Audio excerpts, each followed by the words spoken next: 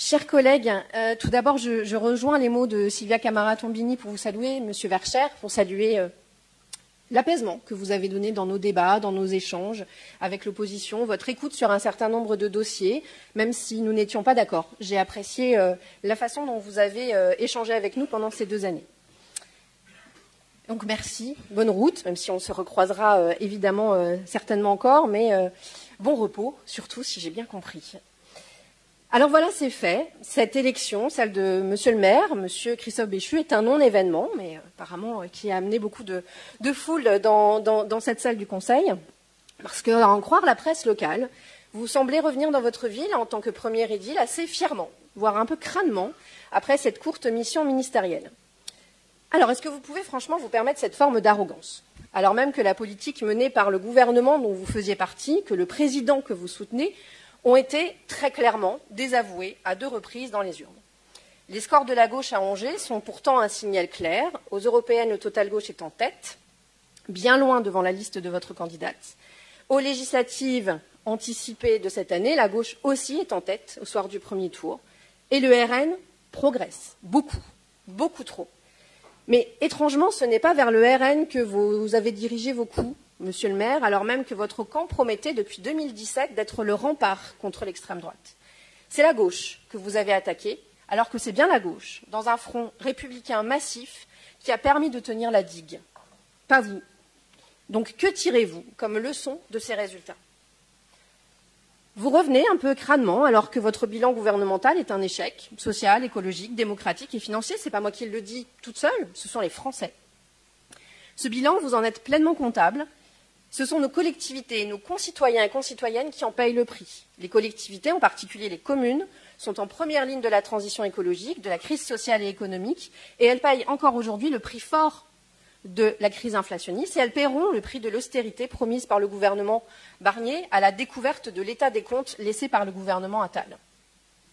Vous êtes comptable de l'ardoise, des plus de 60 milliards de cadeaux fiscaux aux plus riches, à des entreprises qui n'en avaient pas besoin, alors que des PME souffrent, que les collectivités subissent encore les effets de la crise. Pire, nous apprenons que très certainement le fonds vert, vital pour assurer la transition écologique dans les territoires, est très sévèrement raboté. Je l'ai dit à plusieurs reprises, vous avez été en charge de ces dossiers, mais qu'avez-vous défendu pour les collectivités? Alors que vous étiez l'un des mieux placés pour le faire, à mon sens, votre retour devrait se faire à doux bruit, mais non. Après cet échec gouvernemental qui vous a permis de rajouter une ligne à votre curriculum vitae, vous qui en 25 ans avez cumulé, je pense, tous les mandats possibles et imaginables, vous voilà contraint de vous rapatrier à Angers, mais Angers, Monsieur le maire, n'a pas vocation à servir systématiquement de rampe de lancement pour vos ambitions personnelles, ni de vitrine marketing pour valoriser votre carrière nationale. Les Angevines et Angevins ont avant tout besoin d'une équipe soucieuse d'améliorer leur vie quotidienne, leurs déplacements, leur logement, leur sécurité, leur santé, leur environnement. Votre bilan, local comme national, n'est pas à la hauteur de ces attentes et de ces enjeux. C'est ce qui a été exprimé lors des 2 dernières élections. Les Angevines et Angevins méritent mieux. Alors nous, les 3 groupes d'opposition, unis autour d'un programme rassembleur, nous saurons être à la hauteur et prendrons la responsabilité de proposer systématiquement une autre vision, un autre chemin pour notre ville. Merci. Je suis assez atterré par ce que je viens d'entendre. J'avais espéré qu'en 2 ans et demi, peut-être précisément compte tenu des lauriers que vous venez de tresser à Jean-Marc Vercher, vous auriez eu l'occasion de faire une légère mise à jour, y compris en vous interrogeant sur ce qu'avait été une partie des raisons de votre échec collectif en 2020. Je vous retrouve ce soir avec une arrogance qui me rappelle celle qui explique, après avoir fait 30% des voix, qu'ils ont gagné les élections. C'est à peu près les scores cumulés que vous avez faits, et en vous entendant, y compris en énonçant un certain nombre de contre-vérités avec, je dois le dire, beaucoup d'approximations, je regrette que vous n'ayez pas mis ce temps à profit, y compris pour réfléchir, pour mûrir sur un certain nombre de sujets.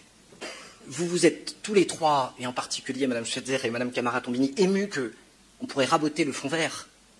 Le fonds vert, je l'ai voulu, je l'ai pensé, je l'ai créé, et j'ai gagné les arbitrages permettant de le faire. Je vous remercie d'être attentif à un élément particulièrement positif de mon bilan que vous mettez en avant.